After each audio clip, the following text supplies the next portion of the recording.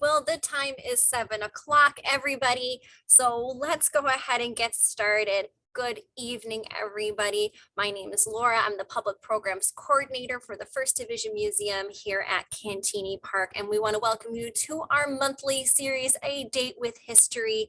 Before we get started, as always, I want to do a last reminder that this evening's presentation has closed captioning that is auto-generated through Zoom, which means that it is about 80% accurate and has a hard time with names and locations. So if you'd like to turn that feature off, please feel free to do so by using the instructions on your screen. I know that this is not always true for if you are watching this on a phone or on a tablet, but if you're on your laptop or computer, the instructions on your screen should work just fine. But before we get started, I want to go over all of the exciting things that are happening at First Division Museum for the month of May. And it's a lot. So everybody hold on real tight. We're going to go through some exciting things that are happening at the museum and virtually, and we hope that you'll be able to join us. First and foremost, hot off the press, really exciting news. Next week, Tuesday on May 10th at 3:30 p.m. online via Zoom, you can join us with a special program, a conversation with General Paul E. Funk II. He is a former commanding general of the 1st Infantry Division and is currently commanding TRADOC. He is an extraordinary individual with an amazing service story.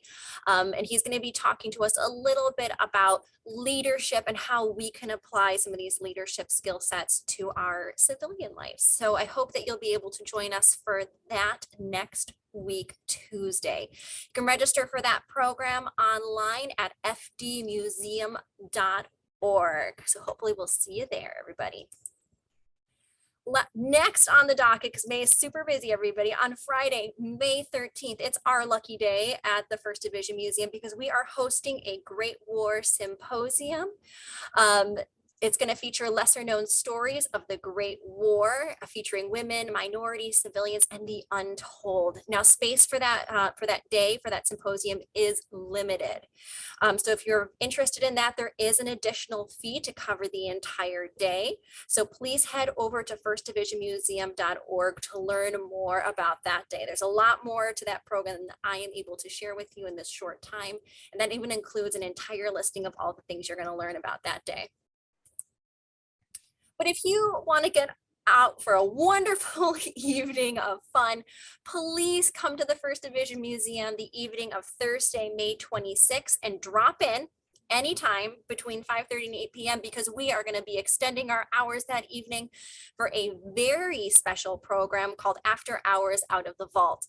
Our collections team downstairs has been hard at work selecting some of their favorite artifacts from our collection that are currently not on display. So you'll get to see a lot of things that are not currently on display from the First Division Museum, but also our friends over at the Robert R. McCormick House are going to be bringing out some of the McCormick collection. Some of I hear a vehicle might be coming out. There's a lot of exciting things that are going to be out there. Even I don't know what they're planning to bring out, so I'm excited to see it all with you. That event is free with paid parking, so load up the car with all your family and friends, and parking that evening at Cantini Park will be $5. But it continues because we all know that if you attend Date with History, we hope that you also enjoy our sister series from the Robert R. McCormick House, and that is Headlines from History. For May this month, the headlines topic is going to be we're going to be traveling across the Atlantic Ocean to learn about the Minister and the Crown, talking about the abdication of King Edward. So if you can come for that one. Now that presentation is online via Zoom or in person. And I have to stress that if you plan on attending this one in person, please know that the speaker is presenting from England. So he will not physically be here. We're going to be broadcasting the Zoom in our theater if you'd like to get out of the house. So that is going to be on Saturday, May 28th, and registration is required for that one. But of course, we got to round this out. What is next month's Date with History? And I am so excited to announce that the June Date with History next month, we're going to move. We're not going to be on Thursday that month. We're going to move it to Monday, June 6th for the anniversary of D-Day. Now that presentation is going to be online via Zoom, but you can also attend it in person. So you can come to Cantini Park, to the Visitor Center, and learn a little bit more about tank support on Omaha Beach. And we're going to be talking to U.S. Army veteran Steve Fixler. He is a tanker, so he's going to share us all about tank support on Omaha Beach. That is at 7 p.m. on Monday, June 6th. We hope that you'll be able to come out and see us. And that one is free with paid parking, $5 for parking that evening. Now that was a lot. So if you'd like to stay up to date on everything that is happening at the First Division Museum, please head over to firstdivisionmuseum.org or send me an email. Your Zoom link came with my email, and we'll get you signed up for our events email list. So only once a month, I do my best to only send out an email once a month. We'll have an entire listing of all the things that are happening at First Division Museum. Let me go ahead and take my screen down because that was a lot. I appreciate everybody for sticking through that one with me. May is going to be very busy, but I do want to take some time to introduce our speaker, and I do not want to get this wrong. So pardon me while I use my my cheat sheet for this evening. But ladies and gentlemen, I want to welcome Mr. Woody Holton. He is a Bonnie and Peter McCausland Professor of History at the University of South Carolina, which is probably a lot warmer than Chicago is right now. He is the author of Liberty is Sweet, The Hidden History of the American Revolution, which came out in October of 2021.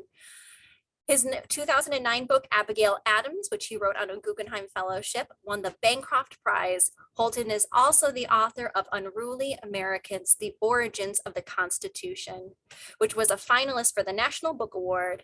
His first book, Forced Founders, Indians, Debtors, Slaves, and the Making of the American Revolution in Virginia, won the Francis Tavern Museum Book Award, which is one of my favorite museums. So I'm excited to hear that.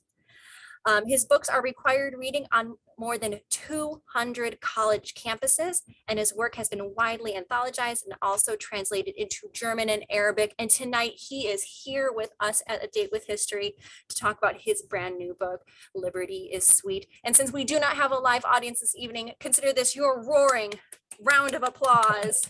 Thank you. Thank you, Laura. That will do just fine. I really appreciate that.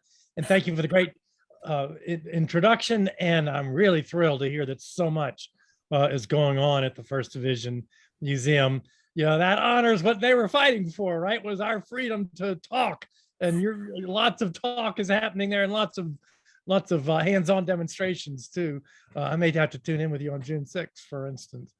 But I'm going to talk today about the Revolutionary War, and I will go ahead and try at least to take over the screen here because I have some slides I'd like to share with you. Of course, I'm going to start off by plugging my book. So there's that. But I can't talk about all 600 pages worth of it today. So I thought I would just focus on these 3 years, and each for a different reason. 1763, because I really want to stress something that people don't talk about very often, and that is the role of Native Americans or indigenous people or Indians in helping spark the American Revolution. And African Americans also played a role in bringing about this conflict between the previously loyal British colonists and the British government. And that really came to a head in 1775. So when I get to 1775, I'll be talking about African Americans, but I'm also going to start at that point talking about George Washington and his skills as a general. But I'll warn you right now, I'm going to say that he started off as not the right person to be commanding this Continental Army. But what's so exciting about Washington, in my opinion, is that he grew into the job and figured out how to do it right, resulting, as we all know, in 1781 with the victory over the British and their German mercenaries in Yorktown in Virginia. I'm hoping in all 3 of these cases, 63, 75, and 81, to tell you some things you hadn't heard before, which means some of which you'll disagree with.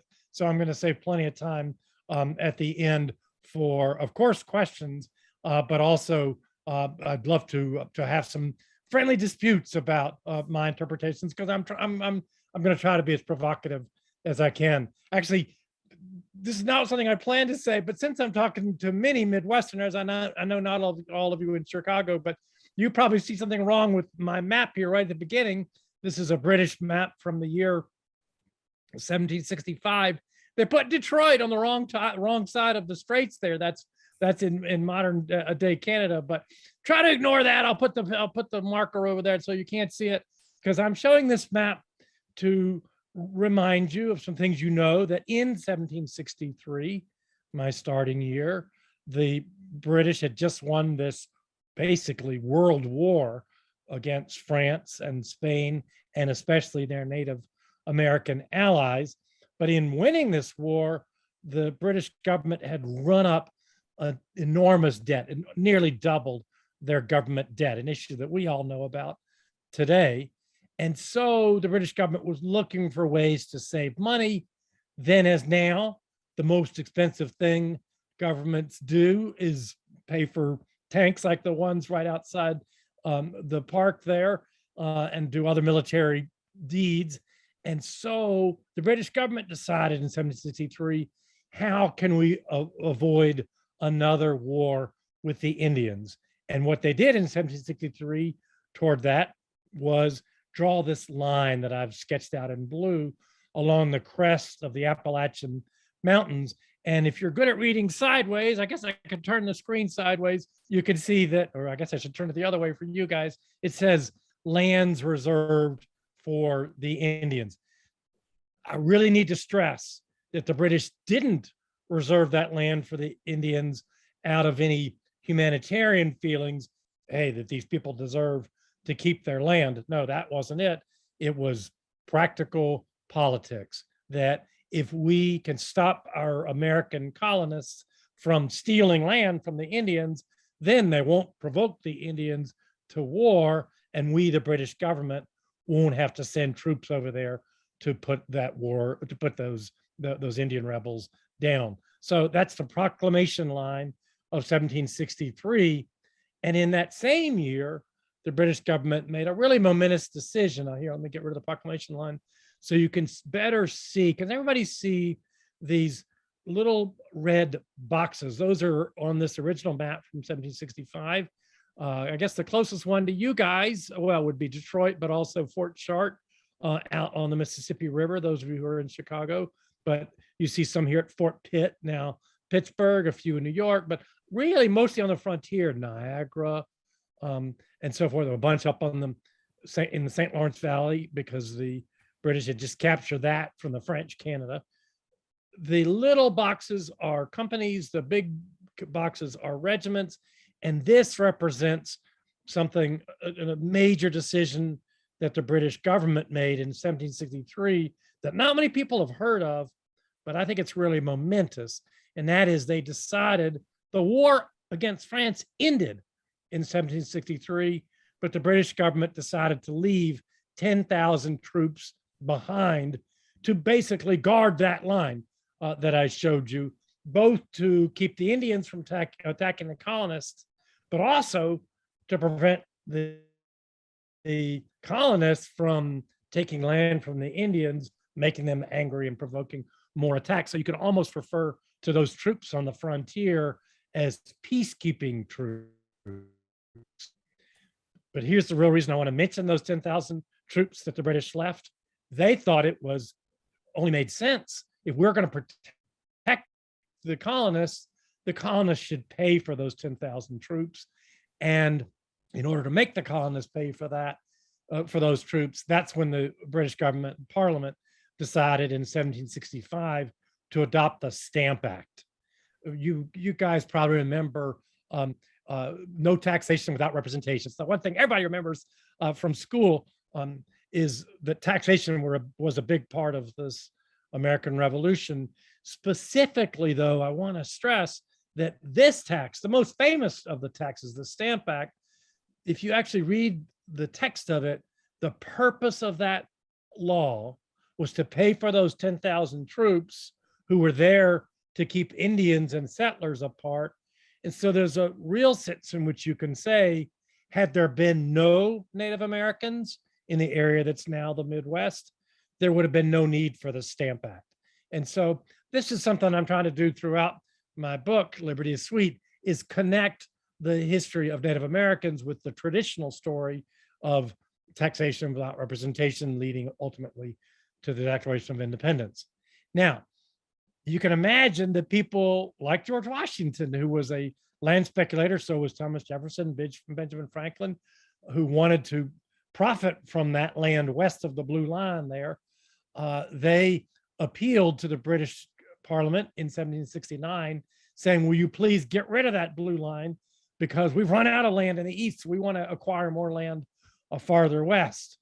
And here's the amazing fact about that petition from 1769, trying to get rid of the proclamation line. The British government's decision on that petition was massively affected by goings on out in the Midwest. So you see, I've got a modern Google map, and you guys, of course, know where Chicago is. There's St. Louis. But what I want to zoom in on now is the border, what's currently the border between Illinois and Indiana, at least at this point, and that's the Wabash River. And why am I way out on the Wabash River when I'm supposed to be talking about the American Revolution? Because the female peace chiefs living in the Native American towns along that river in 1769, the same year that colonists were petitioning the British government to let them take Indian land, these female peace chiefs were organizing an effort to get all of the native nations of what's now the Midwest. And they also wanted to include Southern Indians like the Cherokees to bring them all together in a giant coalition of Indians to resist the encroachment on their land by the British settlers. And the way they did that was sending out wampum belts like this. These were non-literate people, so they couldn't send diplomatic communiques the way we do now. But these wampum belts were not just decoration, that's sending a message saying, hey, why don't we gather at the tree of peace, two from the left, two from the right, and unite Native nations together. And that's what they were saying with these wampum belts. And the critical point here is this massive effort to organize dozens of Native nations together for a massive war against the British. British spies found out about that. A lot of those British spies in Indian territory were themselves half Indian, so they had lots of contacts. They reported to their superiors back in London, we are on the brink of a massive war against the Indians if we don't stop the colonists from taking Indian land. And so the British government said no to Washington and Franklin and Jefferson and all these other settlers who wanted to remove the proclamation line of 1763 and head west. You know, you don't get very far with Americans by standing in the way of Western expansion. And that's what the British government was doing. And sure enough, that will show up as one of the grievances in the Declaration of Independence. So you see, it's another example, like the Stamp Act, where Native Americans, just by trying to defend their sacred land, end up having an effect on what settlers are doing, on what the British are doing, and on helping spark this conflict between the British and the settlers. And now I'm going to jump all the way into the war.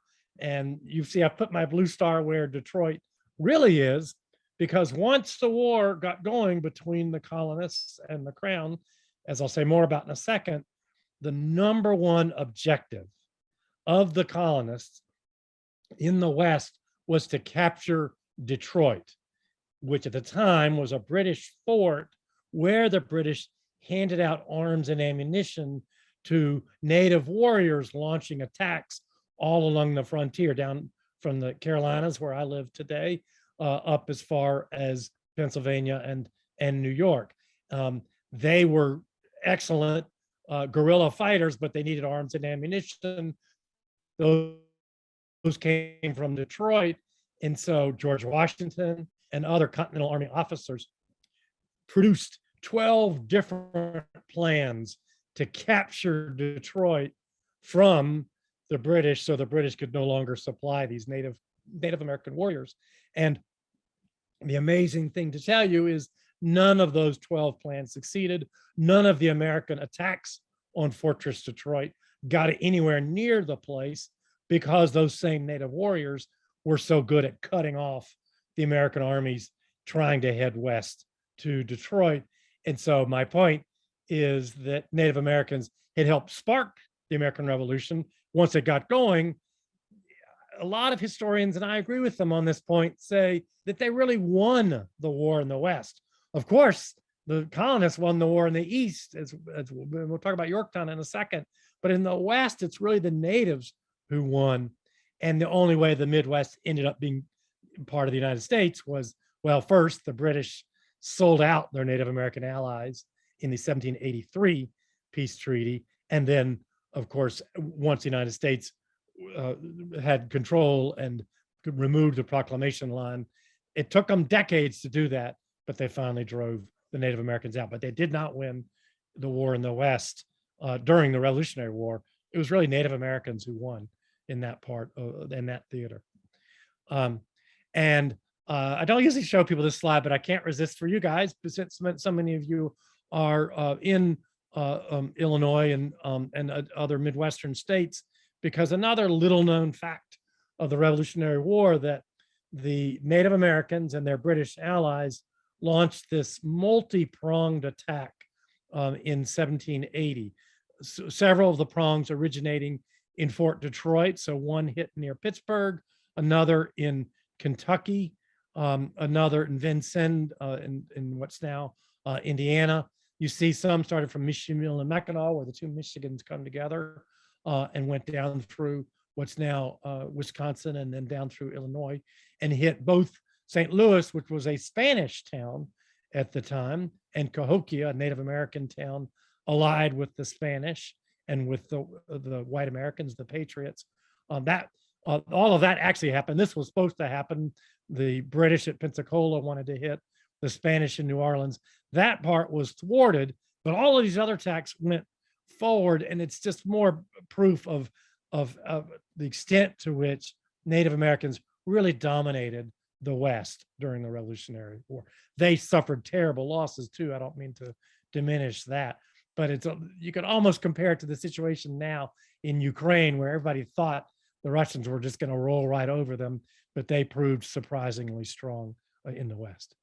Okay, let me skip all the way forward to the year 1775, when, as I said, I want to talk about the role of African Americans in the war. But first, just to get through this thing chronologically, I'm showing you Eastern Massachusetts, and you see Boston in the middle was almost an island. Can you see the here? Let me wave over it. Those red boxes are representing the buildings in Boston, connected to the mainland by a tiny neck there. Just to get everybody on the map there's the Battle of Lexington, was the first battle of the Revolutionary War, and then Concord, of course, later that day. I don't have time to say anything more about Lexington and Concord today, other than one thing I can't resist saying, because it was one of the discoveries I made researching the book, that at least according to a British Marine officer, among the many hundreds of Americans who fired at those British troops on their way back home from Concord through Lexington over to Charlestown and eventually back to Boston on the night of April 19th and 20th, 1775, among the hundreds of Americans firing at them, there was at least one woman. And I'll come back to women's role in the revolution at the end. But I want to focus now, because I promised you a criticism of early George Washington. And to set that up, let me talk about the Battle of Bunker Hill. I mentioned that Boston's a peninsula. So is the Charlestown Peninsula, just north of Boston.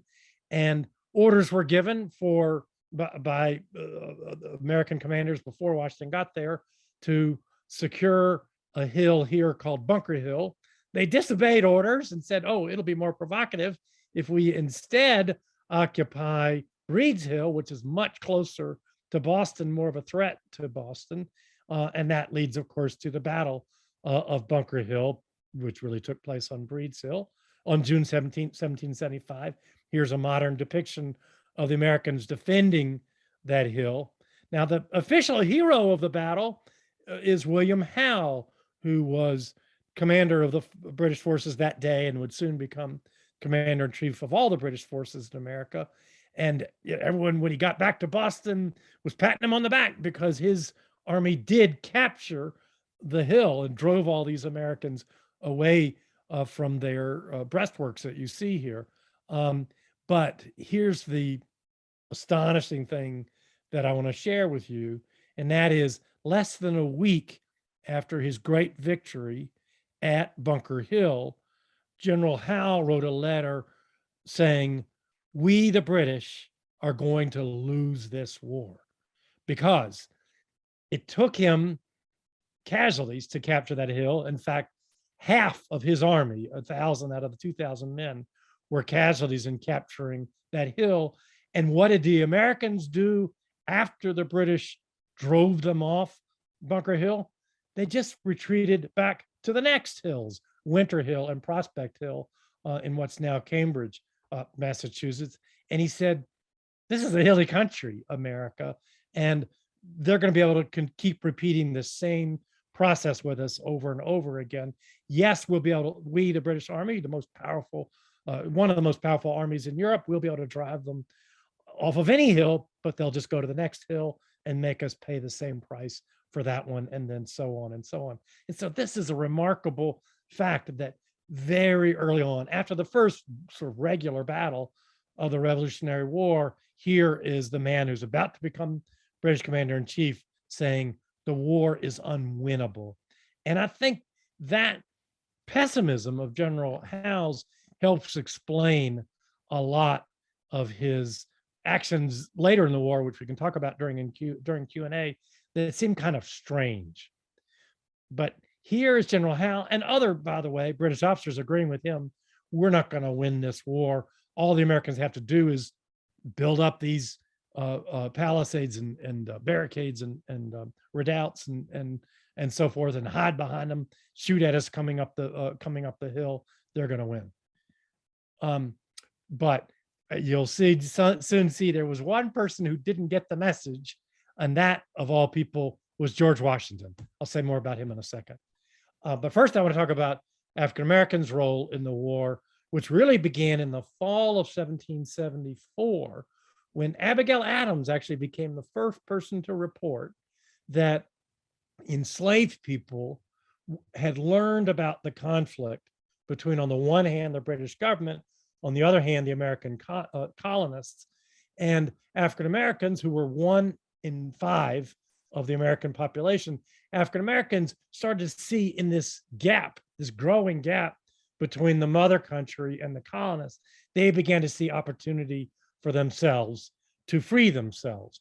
And so what Abigail Adams heard in September of 1774 was that some African Americans had sent a petition to General Gage, then the British commander-in-chief, saying, hey, if you'll arm us, we will fight for the crown. And he had taken it seriously, which was really made her mad, but didn't act on it. But enslaved people kept appealing to the British, especially in Virginia, which was the largest of the British colonies in all of America at the time. And so there, the governor, if you might be able to see, kind of cut it off at the bottom, Dunmore was his name. And he was the last royal governor of Virginia.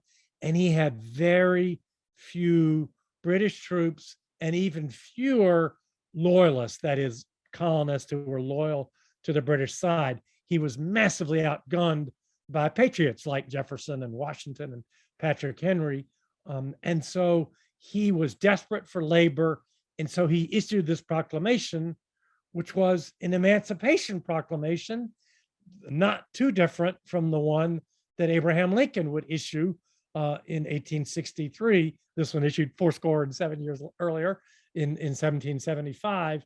Not, again, it's sort of like I was saying, remember how I said the Indians were, when the British were trying to protect the Indians' land, not out of sympathy for the Indians, but because for practical reasons. And likewise, Governor Dunmore is here freeing slaves, not his own slaves, of which he had dozens, but offering to free the slaves of rebels, as he called them, people like Jefferson and Washington. If you can run to me, and if you can get to my lines, I will put a musket in your hand. You'll fight for your king, and we will reward you with your freedom. And hundreds of African Americans did run to Governor Dunmore and fought on his side, and ended up playing a really crucial role in the war. And I'll just give you one example from near where I live. I'm in Columbia, South Carolina, but our border with Georgia is the Savannah River, and at the mouth of Savannah is what was then the capital of Savannah. And you see it over here on the left. It was controlled by the Americans in 1778. But at the end of that year, a lieutenant colonel named Archibald Campbell was a British officer sent to capture Savannah. And you can see he had 3 times as many men as they did, so he was gonna do it. But the Americans did a great job of covering their flanks. I'm not a military veteran myself, but those of you who are know how crucial that is to protect your flanks. And they protected both of their flanks with swamps. And that meant that Campbell's men, in order to capture Savannah, were going to have to go straight through these Continental soldiers and Patriot militiamen, and they were going to suffer heavy casualties, just as General Howe had at Bunker Hill, until a black man named Kwame Dolly basically came up and tapped Lieutenant Colonel Campbell on the shoulder and said, "I know a secret path through the woods, and they will lead your light infantry." And that's what happened. I'll show you with my crude graphics here, along this secret path through the swamp, so that Campbell's light infantry was able to attack the Americans, not head on, which would have led to massive British casualties, but from behind, which led to massive American casualties, caused complete disorder and chaos in the American ranks, and they quickly had to withdraw, and the Campbell and the British easily captured Savannah. So Kwame Dolly was one person who played a really crucial role in an important important British victory. I could also give you the example of a man who's, we only know his first name, I think it was Caesar, who played a very similar role in helping the Americans capture a fort along the Hudson River up in New York, a fort called Stony Point. And so you have African Americans playing a crucial role on both sides. And in a sense, the American Revolutionary War was a civil war among whites, but really a civil war among African Americans as well, since they fought on both sides. But I want to take you back to Governor Dunmore's proclamation for a second, because it infuriated white colonists. The number one role of a governor, then as now, was to protect the people of the colony. And specifically in a colony like Virginia, 40% of the people are enslaved. He's not protecting them.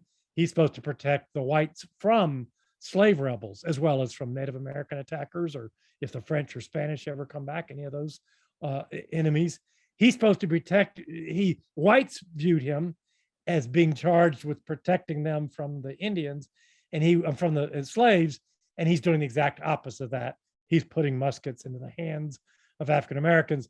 That infuriated them, and it ended up becoming one of the complaints in the Declaration of Independence, when Congress listed all the 27 reasons why the colonists had decided to take that drastic step of declaring independence. They said, referring to the king, he has excited domestic insurrection amongst us. That is, the king has stirred up our slaves against us. Okay, I got back to the, okay. I want to say one more thing about 1775, and that is, many of you have heard of Washington's very great victory by stationing troops on Dorchester Heights on the night of March 4th and 5th, 1776. That's within cannon range of part of Boston, and certainly the British fleet. The British controlled Boston, but now they're in real danger from the British. And so by stationing troops on there, on Dorchester Heights, Washington caused the British to evacuate Boston without a battle. And Washington was greatly celebrated for this. This is a painting that John Hancock commissioned, showing Dorchester Heights in the background to commemorate this tremendous victory, with really without firing a shot on Washington's part. But the thing I want to tell you that shocked me is what was Washington's reaction to the British leaving Boston on March 17th, 1776, without a fight. His word was disappointment. He was disappointed. And let me explain why. Here's what actually happened. He put the troops on Dorchester Heights. There they are in blue. The British left Boston by water, sailed off to Halifax, Nova Scotia, later attacked New York. That's what happened. Everyone except Washington thought, that's great. But what Washington wanted, well, and Washington had a council of war, they had a slightly more complex plan.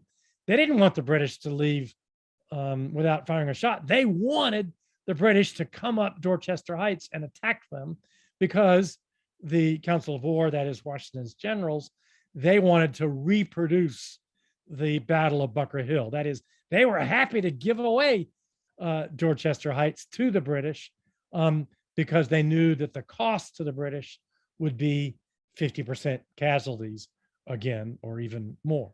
So that's what the Council of War happened.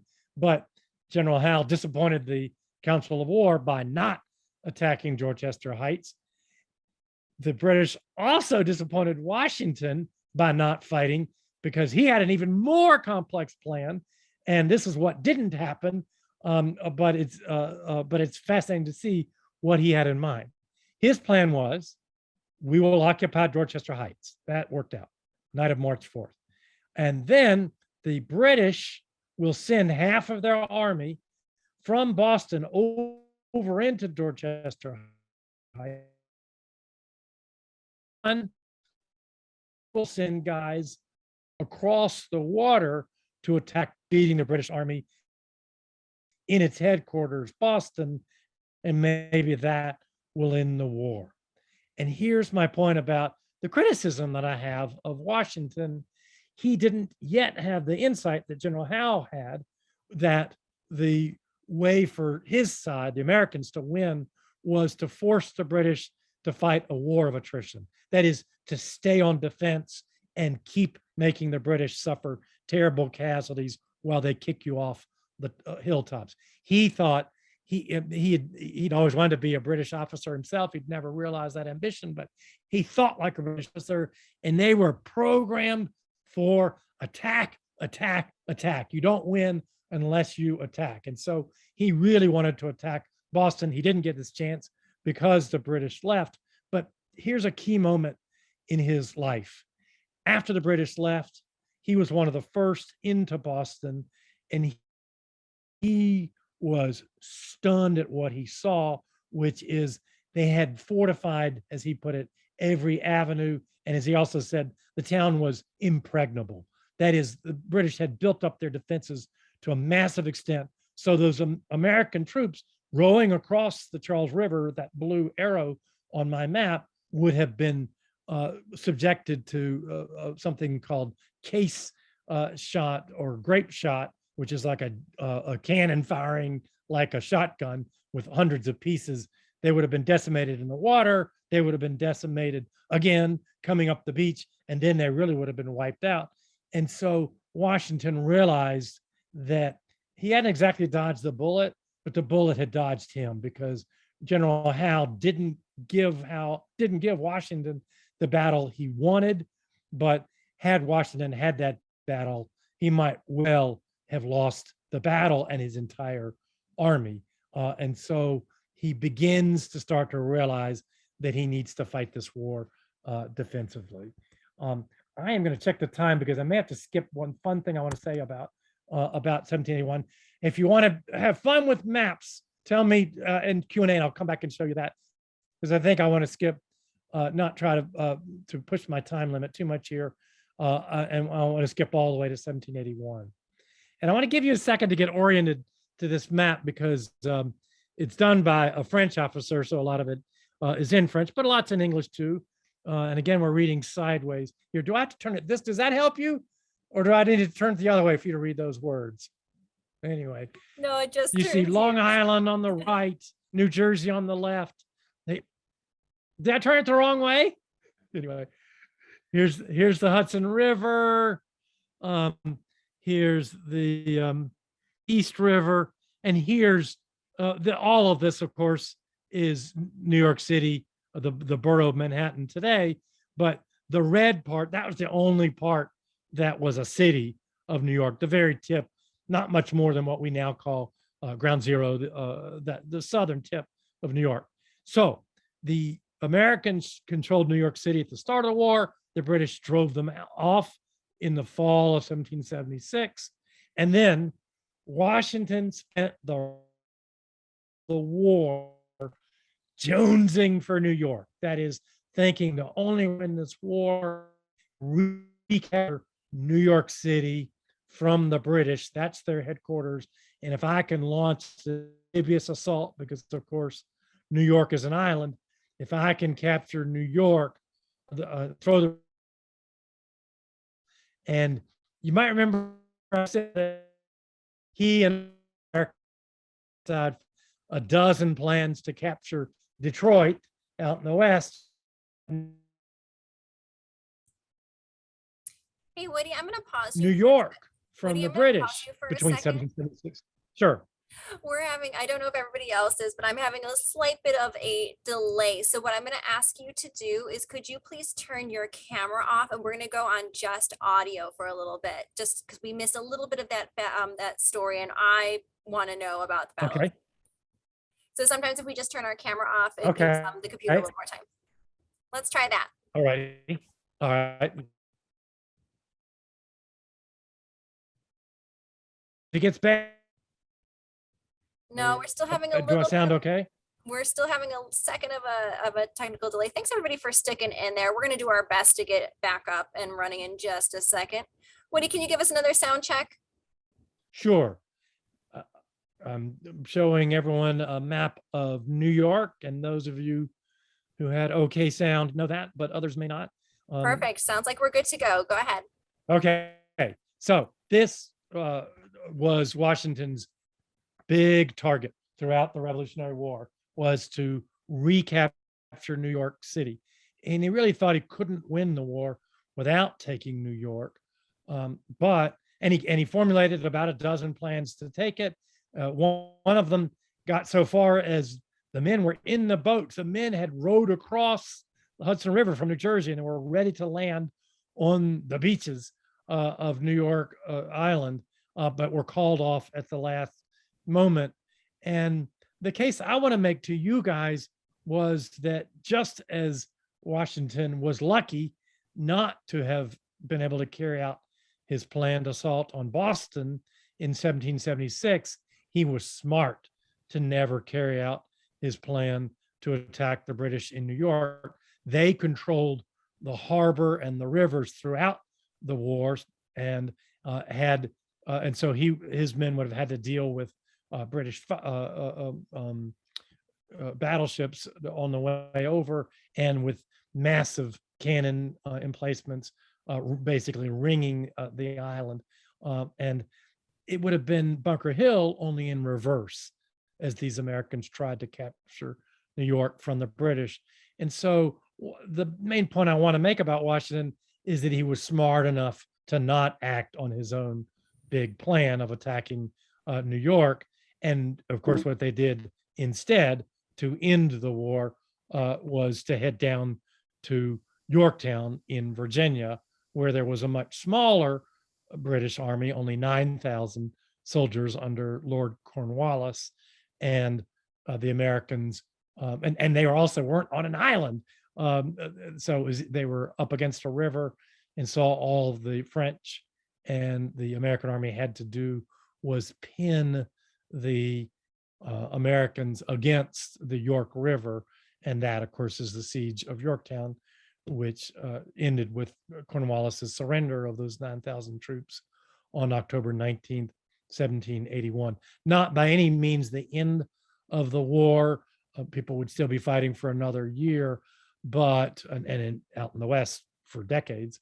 But Yorktown is really what caused Parliament to give up the fight and begin negotiating peace. It's a battle that Washington initially didn't want to fight because he was focused on New York.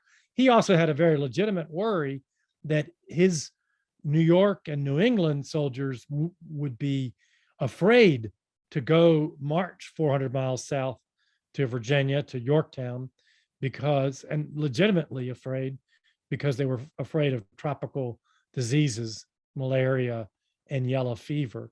And so he had some legitimate reasons. I think he had some sort of mental, psychological reasons based on his training as a young man of wanting to be in the British Army, that you have to attack to win. But he came around to the viewpoint that General Howe had from the beginning, that this was not a war where you win by attacking. The Americans' chance of winning was by forcing the British to fight a war of attrition, in which they finally gave up. Okay, let me stop there and see what questions anybody has. All right. Go ahead if you would like to pull your screen down for now. We can turn our cameras back on. We'll try again. You never know. We get into those weird zones. But I want to give you, Woody, a round of applause from everybody. And thank you so much. And we definitely have questions coming in. So guests, if you have any questions, you can go ahead and submit those using the Q&A button at the bottom of your screen.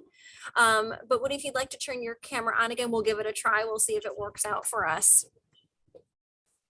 Okay. Now, the first question that I have is in regards to Lord Dunmore. We talked a little bit about Lord Dunmore's promise of freedom to enslaved persons who join his regiments, but did that extend to all enslaved persons, or just like specific groups, like you were mentioning that were being held by Washington or Jefferson? Yeah, and when I said Washington, Jefferson, I didn't mean those two in particular, but okay. He specifically said appertaining to rebels. So if you were enslaved by the people that he called rebels, that we today call patriots, then if you get, and of course the bigger if was, if you can get to my lines, then I'll free you. But no, he owned slaves himself that he did not free, and he had lots of loyalists who were on his side. Not so many in Virginia, as I mentioned, but there were tons on Long Island, for example, and in South Carolina, backcountry South Carolina, where I live today. Those, if you were loyal to the crown and your slave escaped to the British Army, they would bring that slave right back to your plantation. But I should say that something like 10,000 African Americans went over to the British side during the war, and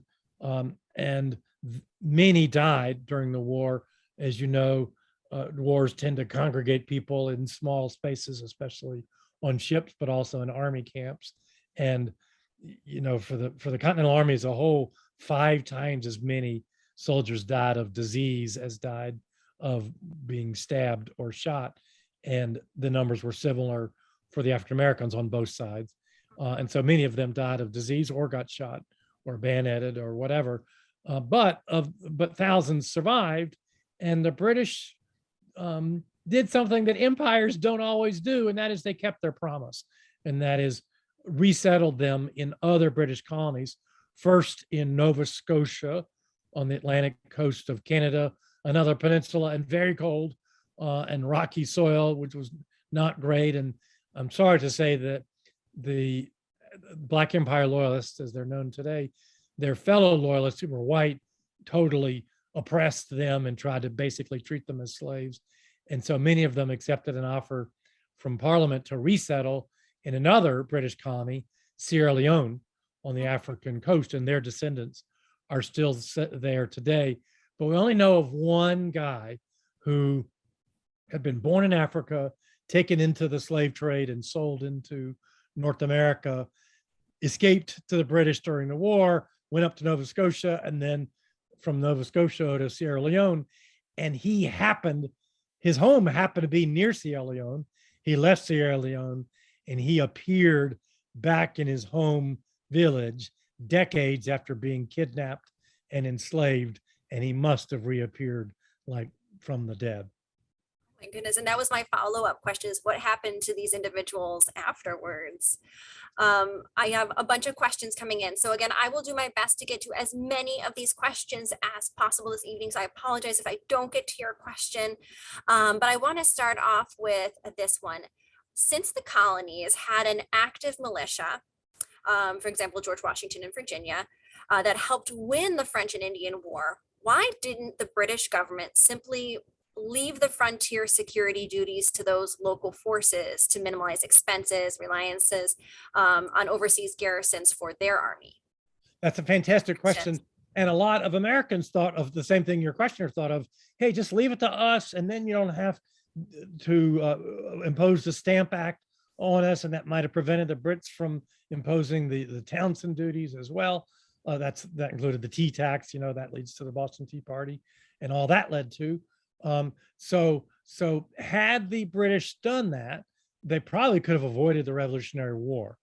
But they had a very good reason for not doing that, and that is that they didn't trust the local militias to hold their fellow colonists back, that is east of that blue line I showed you, the Proclamation line, because militiamen themselves were interested in westward expansion, in either going out and settling on the prairie themselves and establishing a little house on the prairie, or more commonly in being land speculators themselves. So the British knew that if they left the job of protecting the Indians to the militia, they wouldn't do it.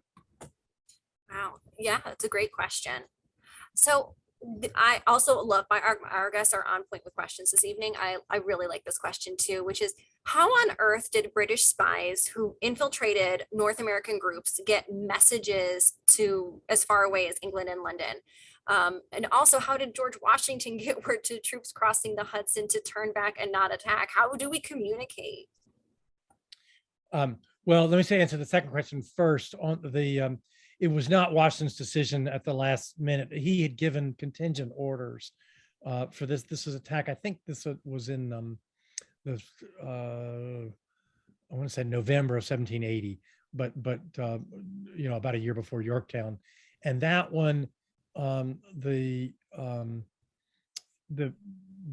commander of that expedition had orders, if the beach looks heavily fortified, then abort that attack and then go hit the smaller contingent of Brits who were not on Manhattan Island, but upriver from there in what's now the Bronx.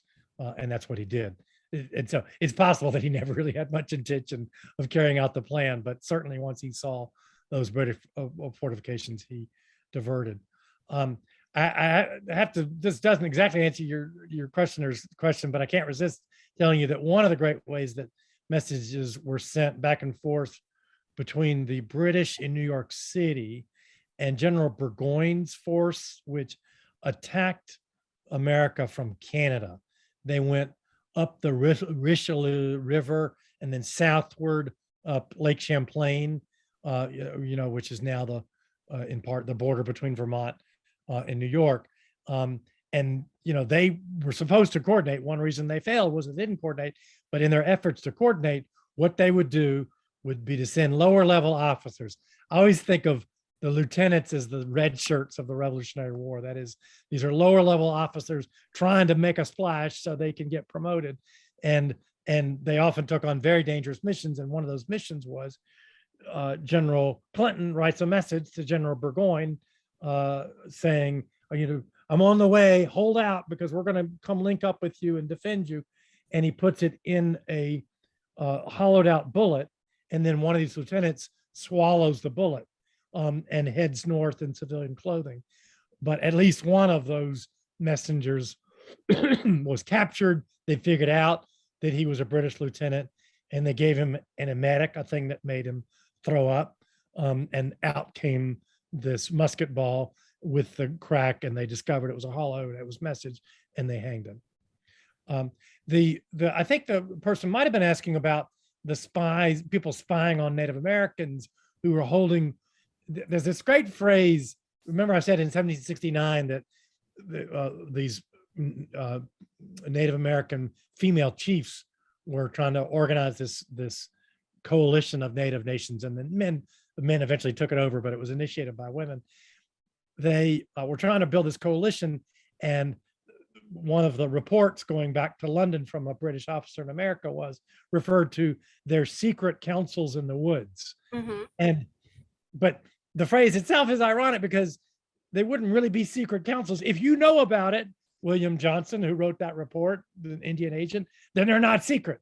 And so you had all of these people, like there's one guy in particular who was one of the British Indian agents in the Midwest named Andrew McKee, whose mother was Shawnee and father was French, I believe. Now he's working for the British government. And so he literally has one foot in both worlds. But I had a suspicion, which I didn't mention in the talk, but I mentioned in the book, and there's some evidence for it, that when people like McKee successfully spied on the Indians actually were engaging in deliberate leaks. You know, we've just had this big leak from the Supreme Court. Well, sometimes when people leak things, it's not by accident, it's because they want that information to get out.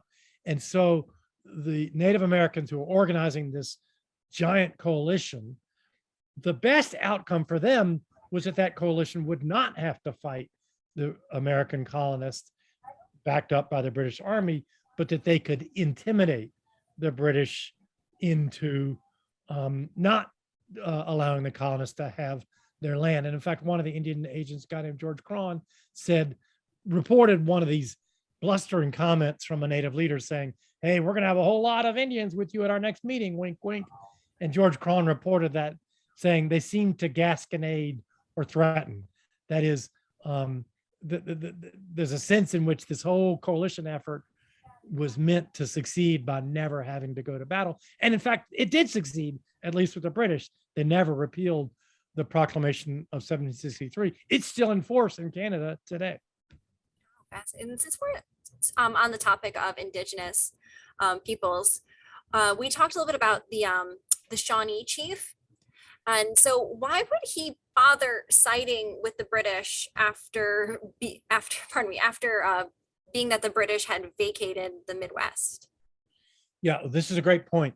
The experts, and this is this is not my super specialty, but it's something I'm interested in. And the great expert, I think, on Native Americans in this era is named Colin Calloway, who teaches at Dartmouth, who would be a great person for you to come in. He has a new book about George Washington and the Indians, Colin Calloway. But he persuades me that most Native nations tried to stay out of the war, but both the Americans pressed them to fight on the American side, and quite a few Native nations did fight on the American side, but the British were also pressing Native nations to fight on their side.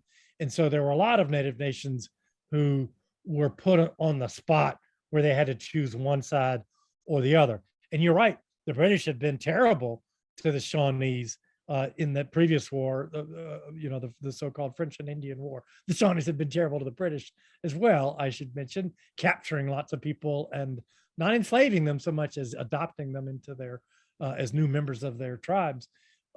So it's true that the nations like the Shawnees, they had no love lost for the British, but it was the Americans who were on the ground trying to take their land. So once they had to pick a side, they were more likely to pick the British side.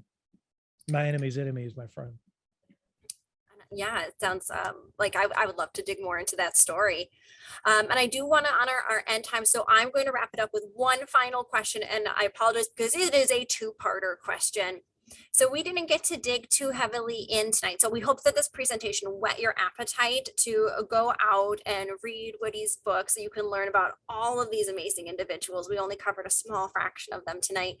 But I wanted to know if there was a favorite story you could share with us this evening about women during the American Revolution, or if you had a story about any African-American women's participation during the American Revolution. I have both, but I'm going to swipe the screen from you again a second if I Please may. do.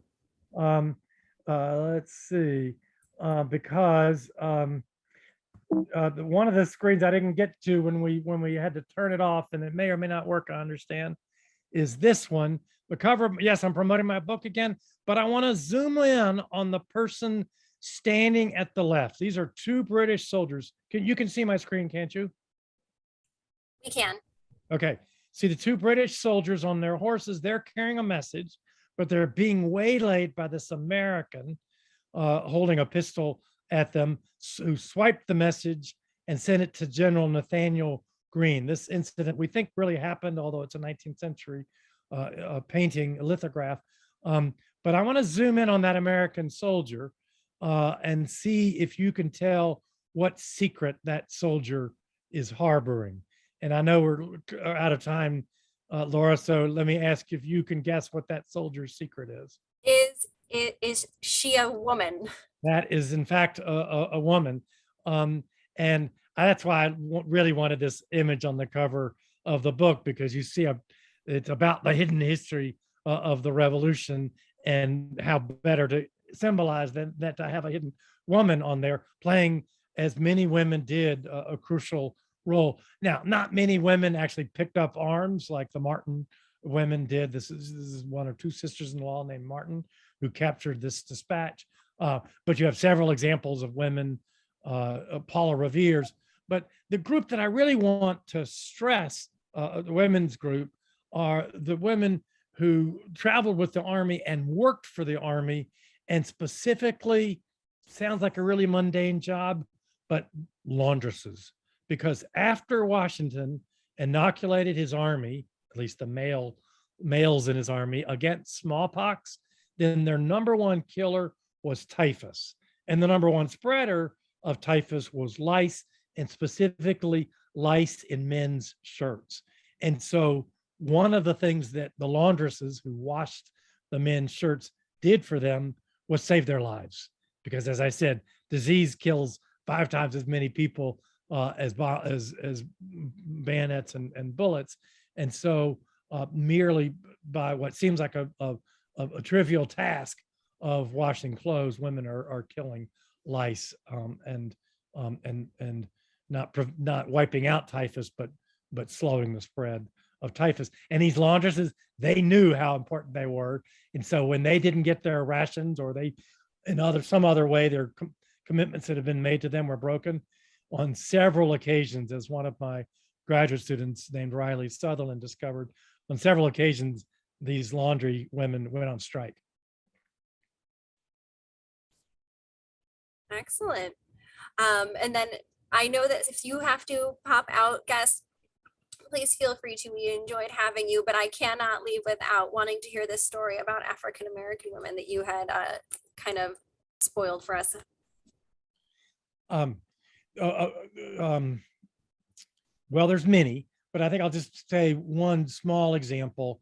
Remember I said that the British mostly kept their commitment. There's a few exceptions to this, but they mostly kept their commitment to the African Americans who joined them.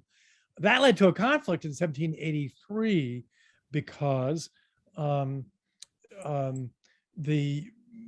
peace negotiators made a conflicting promise to the slaveholders that they would return all of these people to their owners. And so General Guy Carleton, was the commander-in-chief of the British forces in New York when they peacefully evacuated summer of 1783. And Washington said, hey, you got to give all those 3,000 slaves who are with you back. And Carleton said, I'm not going to do that. But here's what I will do.